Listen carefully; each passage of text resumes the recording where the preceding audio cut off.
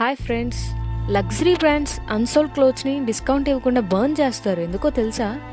ఒక టైంలో Burberry millions worth ప్రొడక్ట్స్ని డిస్ట్రాయ్ చేసింది. లగ్జరీ బ్రాండ్స్ క్లాత్స్ అమ్మడం కాదు, ఎక్స్క్లూజివిటీని అమ్ముతాయి. లగ్జరీ ఐటమ్స్ ఎప్పుడు డిస్కౌంట్లో దొరికితే అవి ఇంకా లగ్జరీగా ఉంటాయా?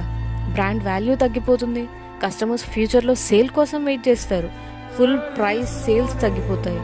ప్రీమియం ఇమేజ్ డ్యామేజ్ అవుతుంది. అందుకే జైంట్స్ లైక్ ఎల్విఎంహెచ్ సప్లైని స్ట్రిక్ట్గా కంట్రోల్ చేస్తాయి. స్కేర్సిటీ మెయింటైన్ చేస్తే బ్రాండ్ పవర్ స్ట్రాంగ్గా ఉంటుంది.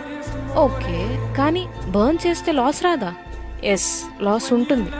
డెస్ట్రాయ్ చేసిన స్టాక్ని అకౌంటింగ్లో ఇన్వెంటరీ రైట్ ఆఫ్గా ట్రీట్ చేస్తారు. ఆ లాస్ని ఎక్స్పెన్స్గా రికార్డ్ చేస్తారు. ట్యాక్సబుల్ ప్రాఫిట్ తగ్గుతుంది.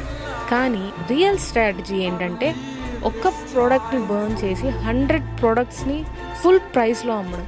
ఇది లగ్జరీ బిజినెస్ స్ట్రాటజీ.